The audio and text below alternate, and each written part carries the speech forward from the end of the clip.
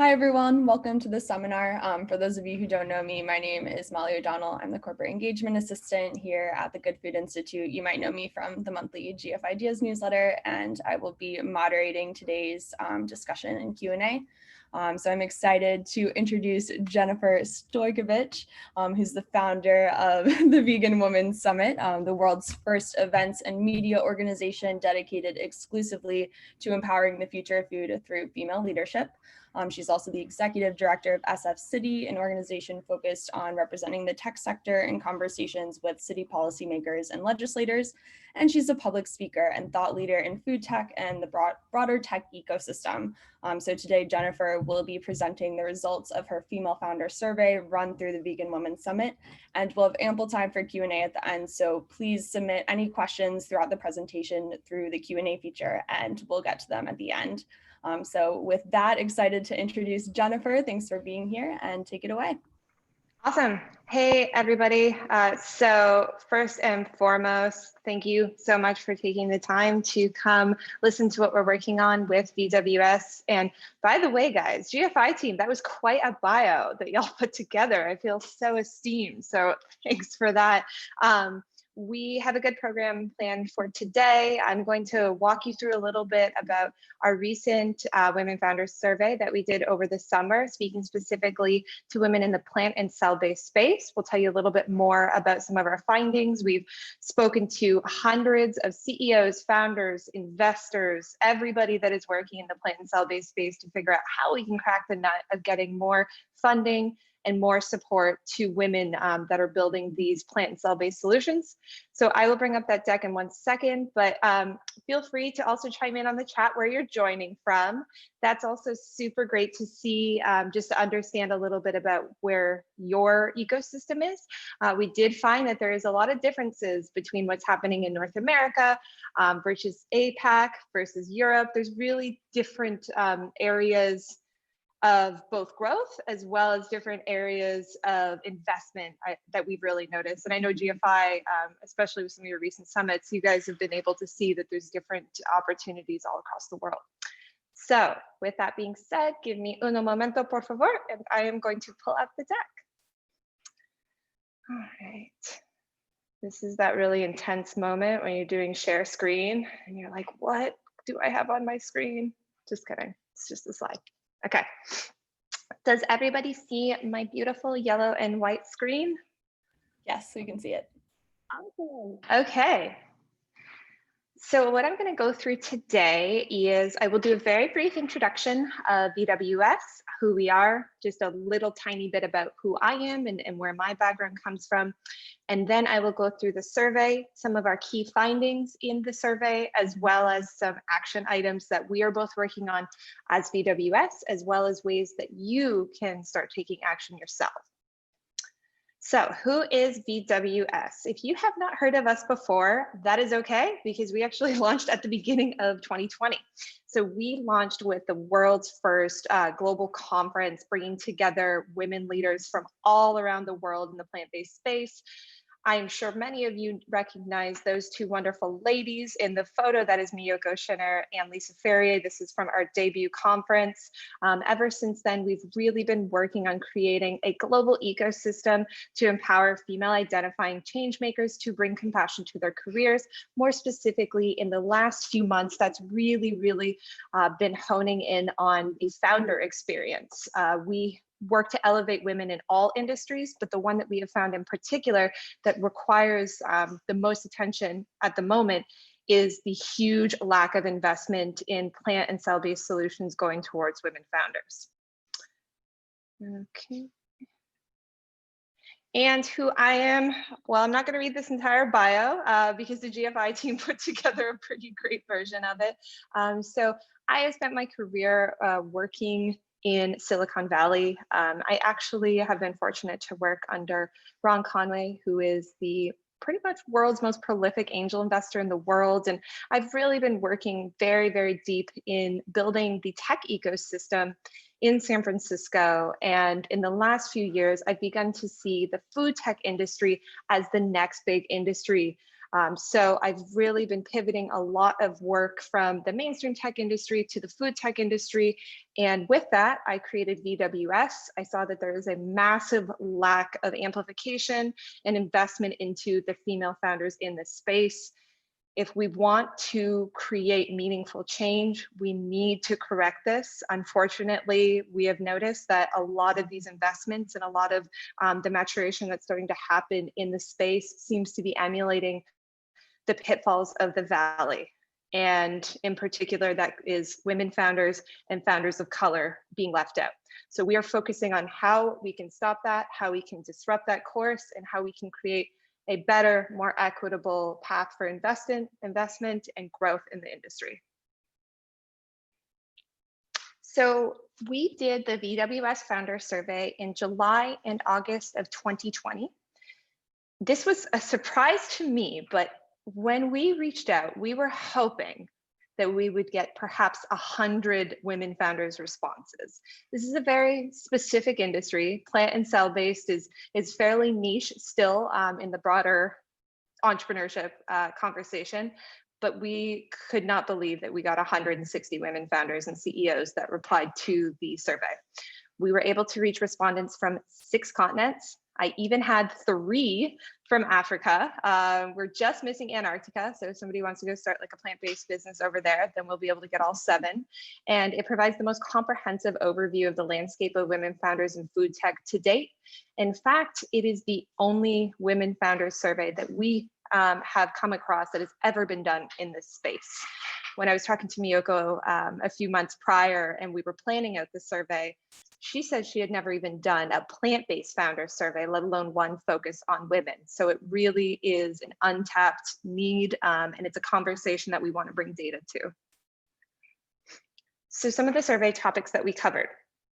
As you can see, we had a lot of content. We actually had just shy of 80 questions. We had everything from founder demographics, so your usual age, where are you from, where did you start your business, what's your background, all the way to why did you get into this very specific space, what sorts of bias, discriminations, and barriers are you experiencing as a woman, caregiver burden and mental health. This one is a pretty important one, especially given that we are in a pandemic right now. The majority of women are typically the primary caregiver, both for either children in the household or aging parents or other people that have caregiving needs. So this is a big one that hits women founders. We also spoke to them about COVID-19 effects. So how did COVID-19 affect your business? You may be surprised to hear that it is not all bad news. In fact, there was some interesting things that we were able to pull out there. And then lastly, the sunniest part of the entire survey, what the horizon looks like for fundraising. I'll give you guys a sneak peek. Women are going out and they're going out in droves, and there is a lot of money that they're seeking out in the next 6 to 12 months. So it's very, very exciting times. All right, so let's get started. So bias and inequities was perhaps the biggest piece of the survey. And so we spoke to women about how do you feel your conversations go with investors in comparison to if you have a male co-founder. We also spoke to them directly about which of the following bias do you feel like you have faced when speaking with investors. And we also spoke to them about, of those biases, how did those break down? So if you take a look, we had about half of all respondents say that they have faced bias in the fundraising process. It's very unfortunate, it's 2020. 75% of that bias was very specific to gender bias. It's very unfortunate, but we had so many women that wrote into us that spoke specific to the gender bias, as well as first-time founder bias, and then ageism. As you can see on the graph, age was a huge piece. What's interesting about this is that it is very much a unwinnable Goldilocks situation for a lot of these women founders. We had women that reached out and said they were told they would not get investment because they were too young. We heard more than once they were called little girl by investors in certain meetings. Yet at the same time, a number of women wrote in and said that they were told they were too old to start a company. Miyoko, as I referenced earlier, was 57 years old when she started Miyoko's. So it was very unfortunate to hear that apparently you're too young, apparently you're too old, but that still remains a common barrier that women are facing with investors. As well, another really shocking thing that we learned was that about half of all of our founders of color have faced racial bias and racism from investors. Lastly, 2/3 of founders with a co-founding team do have a male co-founder, and 75% say that their male co-founder faces a very different experience, particularly when it comes to investors. It is a bit of an unspoken thing in the industry, but many women feel that if they want to build a scalable company, they have to have a male co-founder. It's very unfortunate, and we spoke to investors that knew about this. We spoke to founders that knew about this. This just is the way that it has been for quite some time, where women feel that they need to have a male to be taken seriously on their co-founding team. Following on the bias, we of course looked into discrimination and harassment. Unfortunately, 30% of all founders had reported experiencing harassment or discrimination. About 50% said that investors specifically were the source of this. We had stories of women that had investors follow them to their hotel room. So it is still very much alive and well in this industry. Some of the very unspeakable things that we have heard stories about, the old boys club. We heard both the term old boys club and Silicon Valley bros. And so that was another key finding in the survey. You'll also note that 1/3 of founders did not take any action against the individuals that were responsible, though 2/3 were able to take action by ending the relationship or contract. Now, this is where things get a little bit more interesting. And I promise we've got some really positive notes that we were able to gather from the survey. The why. We wanted to speak to women specifically about why do you find it compelling to found a food tech company? And here was one of the more fascinating things we learned out of the entire report. More than 1/3 of all founders that we spoke to moved towards a more plant-based diet after founding their company. And so there's been a little bit of a misconception, and particularly with a lot of folks that I spoke to, including a lot of investors with this report, that mission-oriented folks that are in it for perhaps a personal or ethical reason get into this space. But in fact, that's not quite the reality of who is founding companies. So we were able to look into that and dive a little deeper. You can see the full results if you go look at the site, but we spoke about ethics, environment, personal health, the need for innovation, and public health, which was a new one that we added this year because of the pandemic.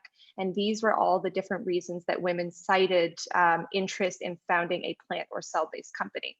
What I find most compelling about this is that we have a very insulated ecosystem. You probably see a lot of the same speakers over and over. You probably know a lot of the same people when you come to these types of food tech symposiums and summits and webinars. But if this percent of women are breaking into the space for new reasons entirely, we have a really big opportunity to mainstream this industry. The economic opportunity and the innovation opportunity in particular is something that we're working really closely with VWS to find out how we can explore that more. So caregiving and health was another section of the survey that we were able to look into. And the reason why we looked into caregiving and health is because, as I said earlier, most women founders are going to be the primary caregiver in the home. So about half of all of the women that we spoke to were a parent or guardian to a child, and 53% were the sole or majority caregiver to the child or children. Behind that 53% was shared caregiving.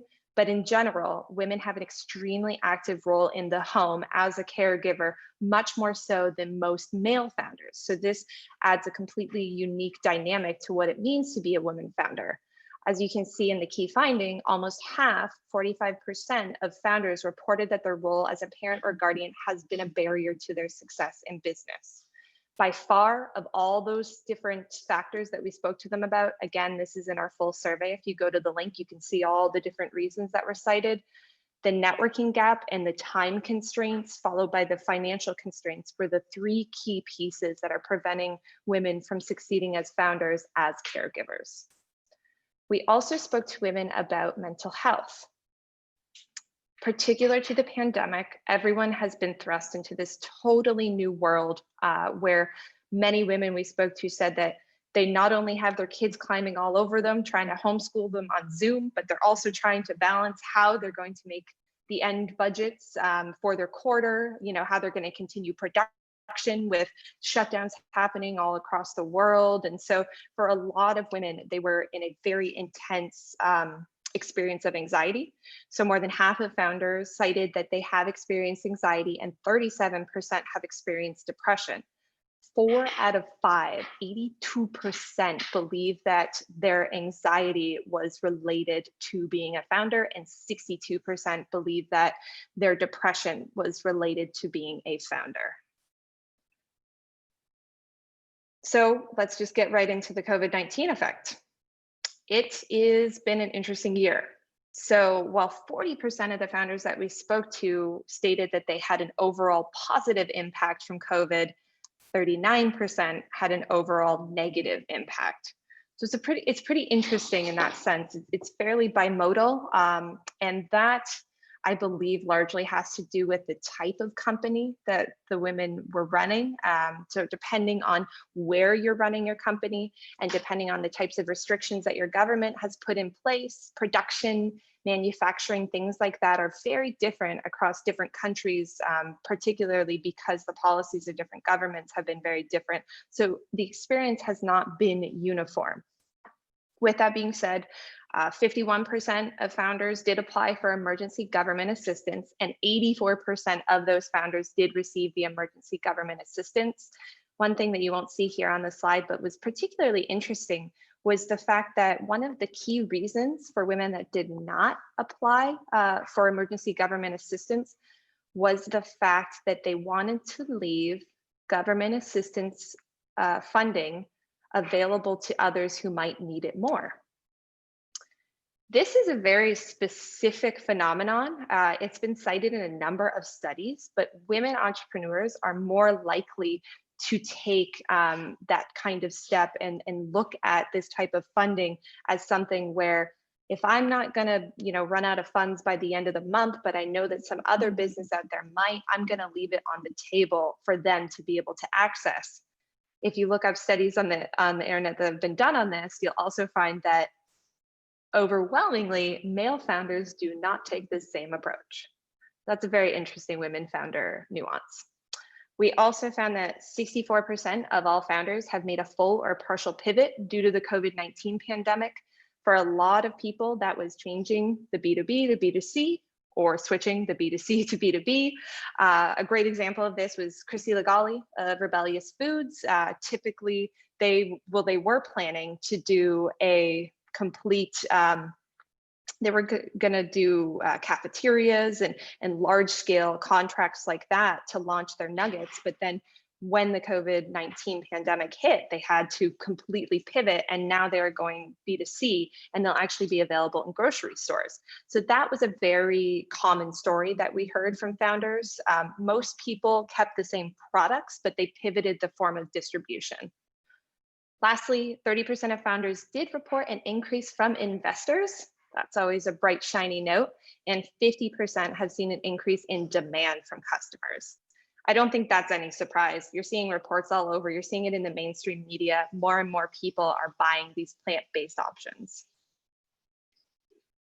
So the fundraising landscape was also an interesting point that we were able to gather in the survey. So while the majority of founders we spoke to have raised less than $1 million thus far, 63% of founders that we spoke to were getting ready to fundraise within the next 12 months. 59% of founders are aiming to raise at least $1 million in investment, and 12% of founders are aiming to raise $10 million of investment or more. Those are pretty big numbers. The fact of the matter is, we have over, I mean, that's wild. We had more than half of women getting ready to raise at least $1 million. So these women are going out there for investment. The next piece of this puzzle is going to be, is that investment there for them? All right. So that concludes the end of our survey results. As I said, we have all of the survey results listed on our website.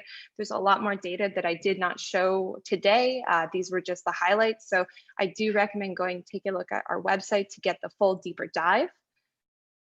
But here's where we started to look at industry solutions. So of all of the different solutions that are out there, we have been able to deduce that there are a few key ways where industry players can be more effective at empowering women founders to get the kinds of funding and support they need. First and foremost, industry-specific support. We spoke to women about if you were able to get funding from a plant or cell-based focused investment firm, do you feel that you were better supported and your product was better understood? Overwhelmingly, women felt that when they got specific funding or support from groups like GFI or funds such as Univos or Big Idea, any of the firms that are very specifically working on this industry were able to provide much more specific help to these women. And we also received a number of notes that they're much more likely to understand some of the interesting issues that you're going to face, particularly the women that were working on cell-based. The cell-based industry is still a very, very new industry, as all of you know, and the legal and scientific hurdles that need to be jumped through to get to the point of being able to serve it on shelves or being able to sell it on shelves is huge.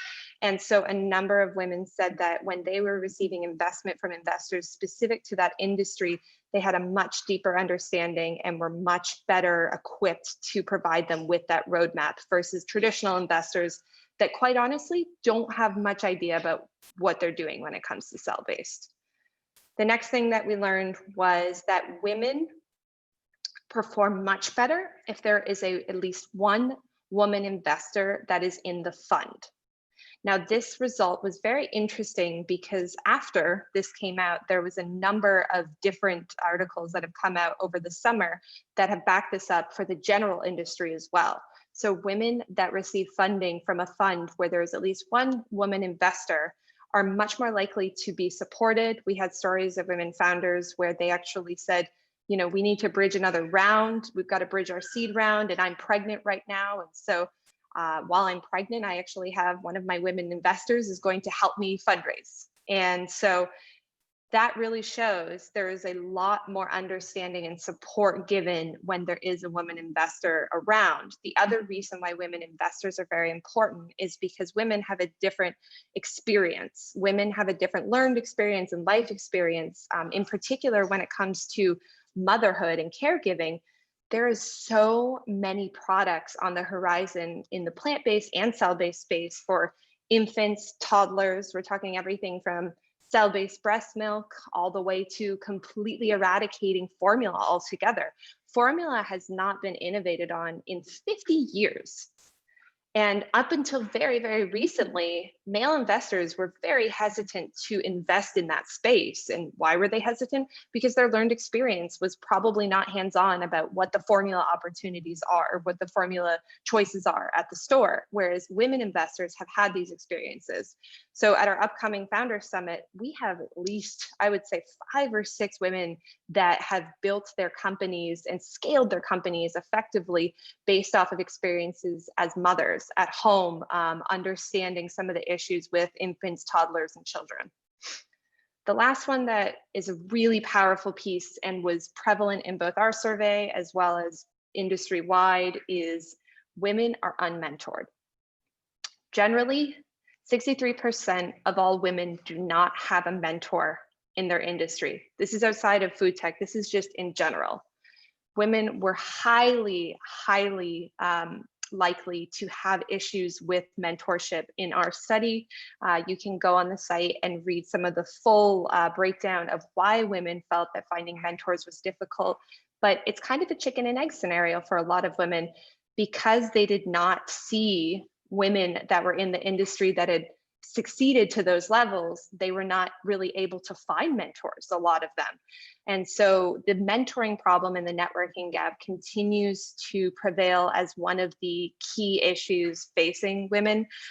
If you do not come from a place like Palo Alto, if you're not born into an ecosystem where you would be connected to people that work in venture capital, connected to people that work in the space, it's really, really difficult for you to break into it. So there's been a lot of pushes, both industry-wide, corporate entities, I mentioned in here, LinkedIn have launched initiatives to close this gap, but that's another key solution where we really need to make a concerted effort to break out of the same enclosed ecosystem. So what can you do? So I did not have a chance to see who is joining as a women founder, who is joining as an ally, but I look forward to chatting with everybody in a few minutes. But first and foremost, representation in speaking is a serious issue in this industry. It is almost unheard of at this point in different industries, such as the tech industry, for all male panels to still take place. Yet in the food tech industry, it is still commonplace to see all male panels all the time. So I really recommend, if you are a women founder, if you are a male founder that is in the space and you are asked to speak, consider looking at who is represented on the panel. And if you do not see a diverse set of speakers, you should say something. In 2016, they actually launched a campaign called Je me sens all. I totally butchered that. If someone's coming from France, you're just like, oh my God. So it is a French leadership campaign that started where 350 of the nation's top leaders, CEOs, politicians, everybody pledged that they will no longer speak on panels if there are no women involved. They've now since expanded this to include a lot of BIPOC speakers. So, please make sure if you are engaging in a conversation that there are diverse voices that are being included. It's extremely powerful, and that is one key thing that you can take out of this and do. All right, next, become a mentor yourself. A lot of women that I speak to believe that they are not able to become mentors because perhaps they've only been in the space for a few years. The fact of the matter is the alt protein space is extremely new and young. So many people that are looking to break into this space have way, way less knowledge than you do. So you should never consider that you're too green to help mentor somebody else. You should never consider that you're too young to help mentor somebody else. And if you have the time, consider putting it out there to your network. We've seen this on LinkedIn in the last 6 months or so, especially during the pandemic. Consider putting out a note. Hi, I'm available. If you need some time to just grab a referral for a company, or maybe have a couple questions about what I do, I'm going to put a little bit of time aside each week to speak to new people that are looking to break into the industry. And you'll be really, really surprised at who might reach out to you. Just that one simple act has been proven to be really, really effective in helping break through that networking gap and bring more and more people into the space. Lastly, implementing DEI into the founding of your company is key. We're seeing this all over the world, but particularly in Silicon Valley. They're starting to put diversity riders into investment funds, meaning that there are investors that are refusing to invest in a fund if there is not an effort made to have women or people of color brought into the fund. There's also a ton of different rules that are coming out about board management as well, and making sure that you have a diverse board of directors. And then lastly, inclusive hiring practices. There's a number of things that you can do to make sure that you're inclusive from the beginning. And all those different ways are going to help you drive leadership from the top downwards. That's how you have to lead. If the leadership is not there from the very top, it will become very evident as the company grows and scales. Here's what we're doing. So VWS does a number of different things for supporting women founders. First, we do in-person and virtual conferences and events. Our flagship conference sold out in a week and a half in San Francisco. Good news for all of you. If you want to be coming to in-person events, keep an eye on what we're up to next year. You might be excited to hear about another big conference being announced. We also have a virtual conference that'll be coming up on December 5th called Pathfinder. We're bringing together 24 CEOs and founders across the entire world to come speak about the plant-based businesses that they are building. We've reached over 7,000 live attendees this year alone through our programming. Next, we have media and coverage that we do. So we partner with media partners all over the world to help amplify the voices of the women founders that we work with. You can see this is a video that we produced with PBN last week for Jody Boyman of Hungry Planet. We've reached over 1 million+ viewers across the world through these media partnerships. This is really important because there is not enough media coverage of women founders. Almost every single mainstream outlet covers just, Beyond, Impossible, maybe Oatly, maybe Miyoko's. That's it. Women founders are largely kept out of the media. And so we are putting a concerted effort into creating that content and partnering with media partners to get their voices out there. The last thing that we are doing as of right now is we did launch the world's first pitch competition for women founders in the space. We closed it up a few weeks ago. We had over 800 founders across 31 countries apply. There is clearly a need out there. We have, in just 4 weeks, amassed 31 different countries building a plant-based ecosystem in particular. We think we're just scratching the surface. So what we are planning to do is build out this ecosystem. Next year is going to be even bigger once we start to get out of this virtual world. I do believe that virtual has an amazing aspect to it, that it allows us to connect with women all over that we would not usually be able to connect to. For instance, at Pathfinder, we have women joining from China, New Zealand, all across Europe, speakers from Singapore. We start with Asia at the beginning of the day, then we bring in the EU, then we go North America, and then we end with the Australia and New Zealand speakers. It's super exciting opportunity. And if you're interested in anything that I told you about today, join us. We will drop it in the chat as well. I tried to send it earlier, but I think the link might have got a little bit wonky, but we are on Facebook, Twitter, Instagram, LinkedIn. We have a newsletter, and feel free to reach out to me directly, Jennifer. I would love to hear more about your story. Okay, I'm back. Awesome. Did we keep you all?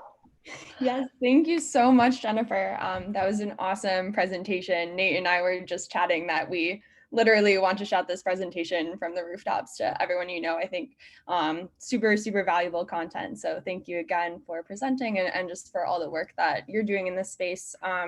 So I do have a couple of questions to start us off, and then looks like we have one question in the Q&A. If any participants have any questions for Jennifer, please drop them in the Q&A, but I'll go ahead and start with my first question, which was that the work that you're doing at the Vegan Women Summit, it reminds me of a previous working experience that I had at an organization that was working to increase female representation in politics. And I think that there are a lot of similarities. And one interesting aspect of female political representation is that women actually win office at the same rate that men do, but the whole problem is getting women to run in the first place. And while your survey made clear that women do face bias, both in business and in politics, I'm wondering if you think there's something similar going on in terms of the decision to found a company being sort of the bottleneck for female leaders in this space.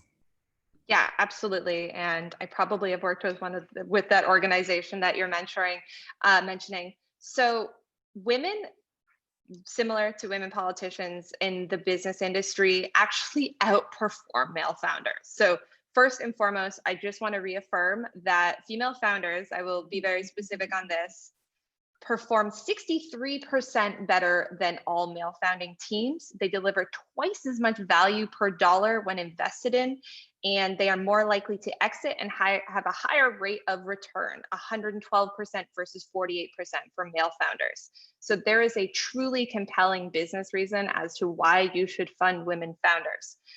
Now, to your question about why are women not getting into the space? I think the networking gap is a big piece of it. That's been a huge part of what we're working on for Pathfinder, is reaching out to women that would not be tapped into the food industry. We think that particularly with Black founders, there's so much interest growing for these founders to start these companies. And 60% of all of our applicants to Pathfinder were women of color. 60. Now, think off the top of your head how many women in food tech that you can think of that are funded right now that are women of color, right? So the fact of the matter is there's interest out there, but they're not making it through into that pipeline. I think one of the issues is the accessibility. I think we need to do a better job of mainstreaming the conversation so that women know that this is an opportunity for them. But there is a confidence gap too. And I know that politically, this is a similar thing. Women feel like, I can't do it, I'm not good enough to run. Women tend to have imposter syndrome at higher rates than men. And we saw time and time again in the survey that women just felt like they had to be more conservative with their numbers to investors, whereas they found that male founders would just totally go out there and just blow it out and be very bold. And they found that investors, when they would provide the same kind of content to them about their projections versus say their male co-founder or another male founder, they saw that they would be told that their numbers are unrealistic, whereas a male founder might be told he's ambitious. You know, so that double standard is real. I think there's a reason why women have that confidence gap, and I think there's a reason why that imposter syndrome seems to continue to persist. It's unfortunate. But much like trying to get more women to run, we know that if we can get them into that pipeline and get them into the funnel, they're going to outperform their male counterparts. Women they kill it. They kill it on like every number. So it's a matter of, if you want to just like if you just want to make money, if you just straight up want to make money, it's not about the mission for you.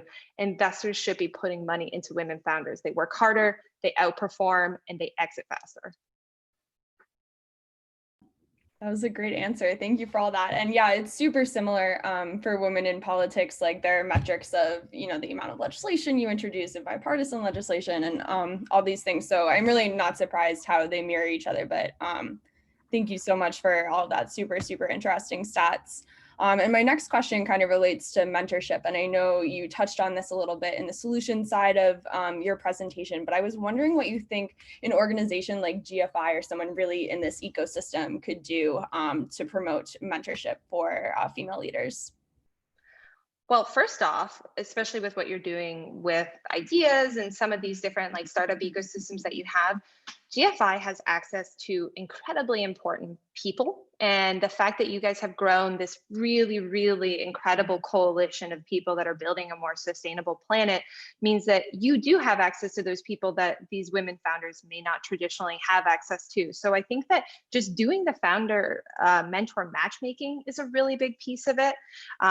I'm not sure what some of your programming looks like, but just even bringing in some of these key, probably male founders that have succeeded to come do a chat with some of these up and coming women founders in the space, like once a month, you know, some of these, just the access, that's what's not there for women when it comes to mentorship.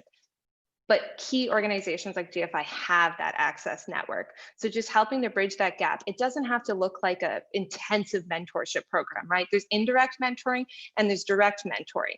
So there's a possibility to do a combination of both. So whereas indirect mentoring is more about your leadership modeling and how you can help provide best practices and inspire, that's something GFI does really, really well. And then when it comes to direct mentoring, perhaps you take a look at the director over at the, you know, marketing division at Impossible rather than the VP, because sometimes when you get to that high level of executives, they quite frankly don't have the time to mentor. And so they're hesitant to say yes.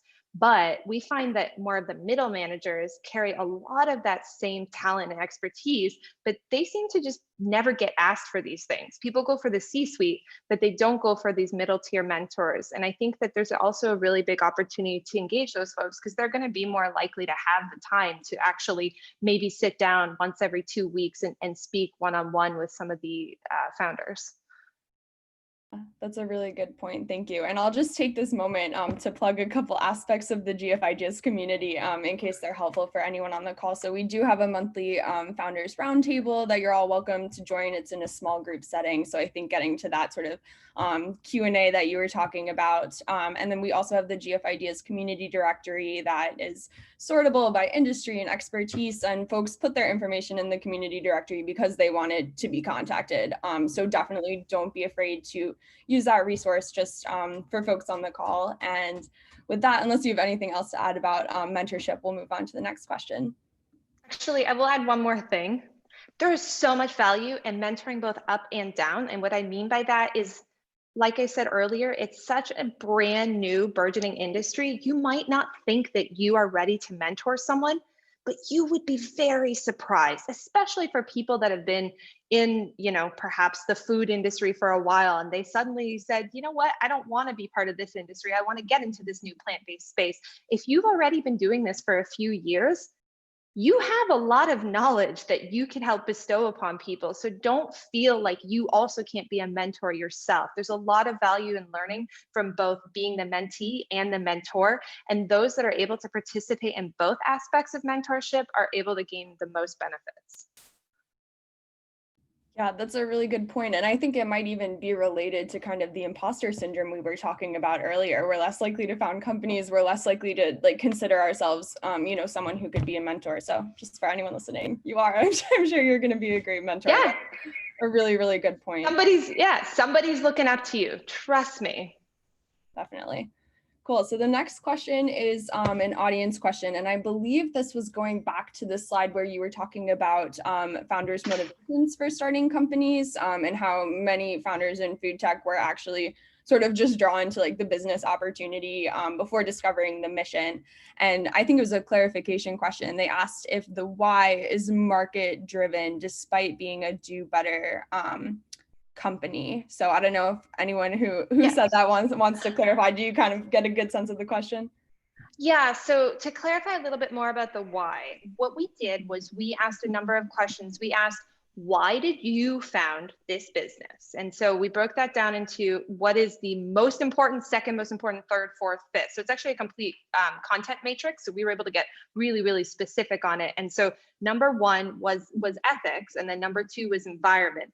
So that was one part of the why. But the other question we asked was specific to the personal details of the founder. And we talked to them about, with the founding of your company, did you change your own diet habits? We wanted to see if getting more women into the space through business solutions was a way to transform diet and personal habits. And what we found was, yes, it is. More than a third did transition to a more plant-based diet after starting the business. And that's also really key for anybody that's working, outside of the entire business arena. People are working and pushing plant-based diets and things like that. They need to understand that we can bring people in for other opportunities besides just the personal choice. There's environments really growing to be a very, very big one. We did a very comprehensive look at our Vegan Women's Summit conference attendees, and we were able to actually break down the demographics of the why with them in particular. And we found that Gen Zers are much more likely to move to a more plant-based diet because of sustainability or climate, whereas boomers and Gen Xers were more likely to move towards a more plant-based diet based upon personal health reasons. And then it was really millennials that tied towards the ethical piece. So just understanding your market and understanding those differences between generations can be really helpful, both from a founder marketing themselves, but also from us as an industry looking to bring more people into the space. Marketing that this is a climate solution, we are a climate-oriented industry, may attract some of these younger founders that we wouldn't be capturing if we pushed it in a different way. Plant-based health, like I said, that's going to attract, and we definitely saw this with our survey, by the way. A lot of women founders we spoke to had a health crisis before founding their company. So Lava Foods, for instance, Liz over at Lava Foods survived cancer. And that's how she discovered a plant-based diet. And now she's a venture-backed millions and millions of dollar funded non-dairy yogurt company. So it's interesting how the different generations appeal to different reasons. And I think that is a lot, there's a lot we can all learn from that. Well, thank you. And I think there's a follow-up question here. I'm not sure if it's Okay. from the original asker, but they were wondering if you could give a little more clarity about what it means that they made the company prior to changing their diet. And I'm just wondering kind of more broadly if you could talk about the motivations for starting an alternative protein company if you're not necessarily connected to the mission yet. Yeah, so we asked specifically why you founded the company, and then we asked separately about your own personal diet. So one can draw a correlation between the two. We did not ask specifically if you were not plant-based already, why did you found a company? But I think that there is a compelling narrative to be had when you compare the two questions together. Now, like I said earlier, we actually had to add the fifth option. We had not asked people about public health before, and we have noticed that that's one of the more growing reasons that's increasingly being cited with the founder community we work with, is the pandemic and looking at like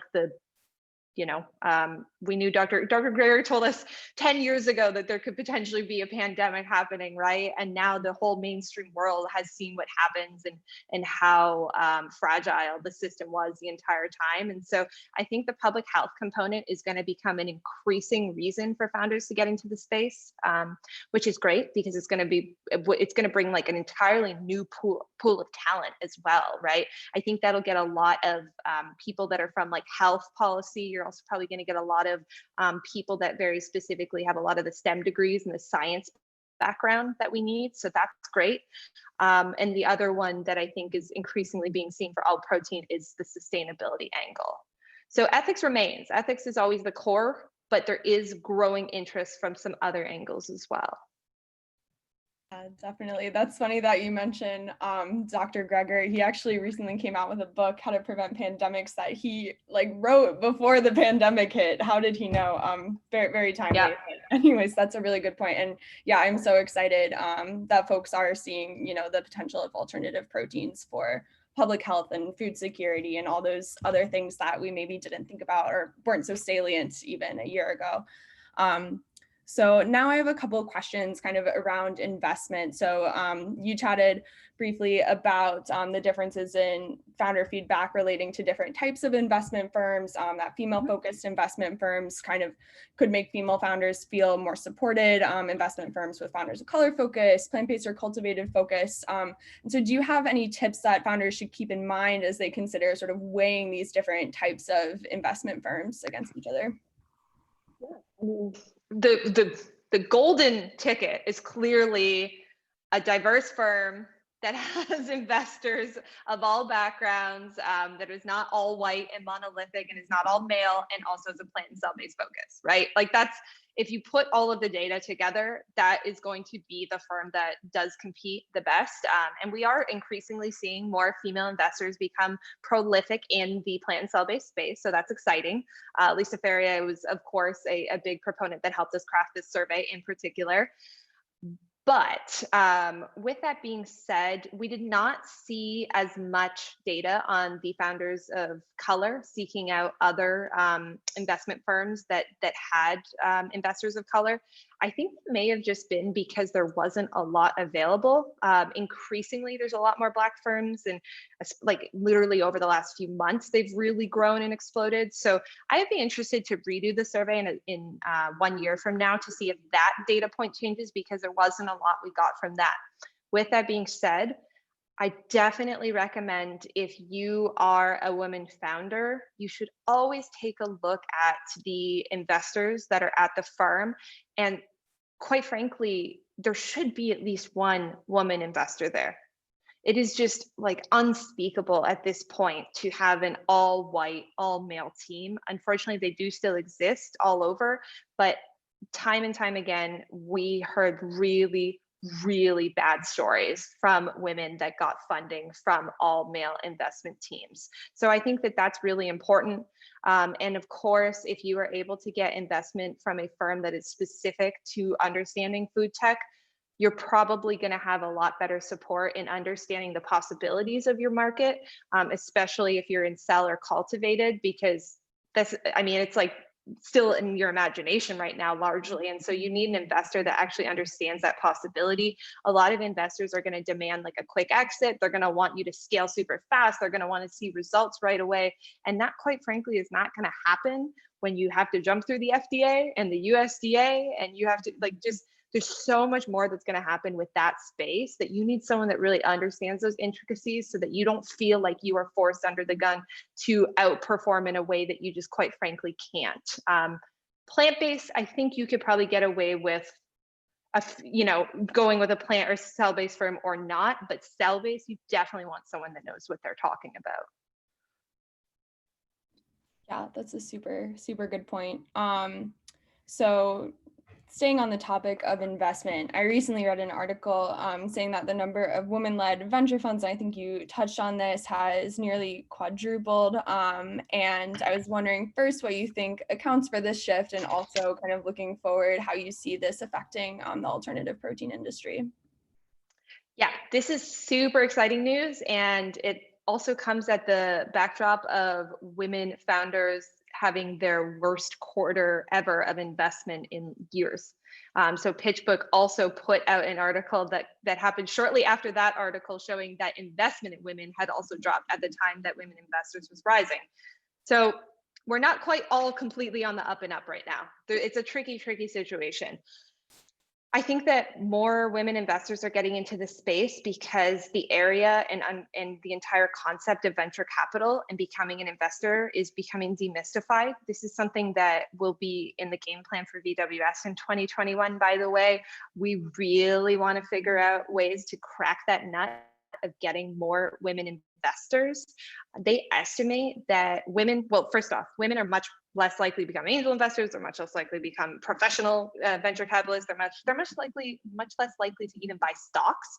And they estimate that the average woman, professional woman, leaves about $1 million in unrealized assets on the table throughout her entire professional lifespan by not getting into equity and investing. So that's a problem. That is a huge problem. And so I think that education and bringing more women into the space is going to be key. I'm excited to see it happening. I think we need it to happen in particular to our space as well. It's slowly changing in our space, but I think we're going to see a lot more happen in 2021. And that's something that is really key to our mission as well. And that was your first question. Did you have a follow-up with it? Yes, how you see this affecting venture capital investment or investment more broadly into alternative proteins?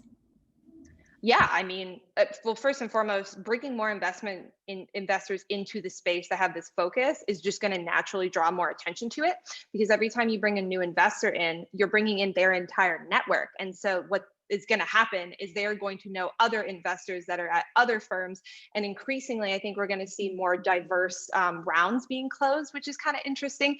And that really attaches to the diversity riders that we're starting to see in the Valley. That's a completely brand new thing that emerged after BLM. Nobody had ever put a diversity rider into a round before. And if anybody's not familiar with what that means, essentially what it means is your investment fund that you go to says, I will not close this round unless the other funds that jump in are not all white guys. Wow, that's awesome. Yeah. Kind of speaking more broadly about BLM, do you think that, what do you think the effect of that has been that you've seen so far kind of in the investment world and increasing diversity? It was pretty incredible to watch such a large part of the country behind this cause. And I know that it's shifted the way a lot of places do things. And I'm curious about your take on the investment world and female founder space more broadly. Yeah, absolutely. Black VC is probably the group that's most prolific right now in the space that's doing this. And if anybody has not heard about Black VC, I really recommend looking them up. They were just like a few people in Oakland, and now they are just national, and it's super exciting. BLM has been a huge catalyst for getting more people of color in the investment space. Investment up until now for both the gender side of things and the race side of things and the socioeconomic background as well if you weren't, like I said earlier, if you weren't born in Palo Alto, you probably didn't grow up knowing any investors. So you might have even reached a point in your career where you truly could become an investor, but because you've never had access to that network and understand how it works and what it takes, because you didn't realize that a rolling fund, it's a minimum $5,000 buy-in. There's a lot of people that have a disposable income level of $5,000 to become an angel investor. A lot of people don't know that that opportunity is available to them. So I think that BLM is like a huge piece of it. I think that we're going to just see a lot more people coming in at lower levels too. I think we're going to see a lot more angel funds because a lot more people want to empower people in their communities to be able to succeed. It doesn't make sense, for instance, right now, Black women are the fastest growing vegan demographic on the planet. They're growing vegan in droves, but we are not going to be able to sustain that large scale diet shift if we are not also investing and empowering all the Black founders that are in the space. People deserve to have that representation. They deserve to have their business go to people that look like them. So I think that what we need to do is truly in the plant-based space, take a look at what we are investing in and ensure that we are cracking through those barriers that would traditionally geographically or socioeconomically exist. Yeah, awesome. That makes me super, super hopeful for the future. So thank you for that answer. And I just want to quickly, while we're on the topic of investment, plug GFI's investor resources. So for folks looking for support with investing, we do offer pitch deck support, and we also have a sort of pitch deck checklist. So feel free to check those out. Just wanted to kind of insert that into the conversation. And now for our last question, I am wondering what makes you, we kind of just touched on this, but any other thoughts you'd like to add about what makes you hopeful for the future of women in alt protein, and just kind of anything else you'd like to wrap up with? In the United States, in the late 1800s, the very first vegetarian restaurant in this entire country was led by women. In the early 1900s, more than a quarter of all Black women that were working in the United States were in food. Food is in our blood. That is what women do. We know food. And up until the early 80s, the majority of all computer science degrees in the United States was held by women. We know science. We know science really well. Hidden Figures showed us this. We were the original coders. Food tech is the perfect convalescence of these two industries that have been in our DNA for decades and centuries. We can do this. There's a bright, bright future ahead. Right now, 3% of all capital in the world goes towards women founders. We're going to change that. And when we change that, we are going to unlock the expertise and talent of so many more people. And that is what's going to truly snowball the effects that we need to change the food system so that we can save the planet. So I hope everybody is inspired by this conversation. There's a lot of really hard-hitting things that we found that are not great to hear, but there's also a lot of really inspiring things that we're working on. If anybody, as I said earlier, wants to join us, we will make sure that you get all of the links. We are on Facebook, Instagram, Twitter, LinkedIn. We are Vegan Women's Summit, and our upcoming summit for women founders and pitch competition is going to be on December 5th virtually. So you can go to either veganwomensummit.com or vwspathfinder.com to grab your ticket. I hope to see you there. We have hundreds and hundreds of women coming from all across the world. And if you are not a woman founder, that is okay. This is an ecosystem that requires everybody as well as our allies. So we invite you to join us. Awesome. Thank you so much, Jennifer. And info about all your links will be sent out in the post-webinar email. So folks on the call, be sure to look out for that and stay in touch. And don't forget to sign up for next month's GF Ideas seminar. We'll be joined by Joe Ertman of Real Vision Foods to discuss plant-based product development and scale up. And with that, that concludes today's seminar. Again, thank you so much, Jennifer. I found this presentation and discussion super empowering, super insightful, super interesting. So thank you again for being here and for all your work. Yeah, thank you so much, GFI team. Thanks everybody that was able to join and everybody doing the rewatch. One team, one dream. Bye, everyone. Thank you. Yeah.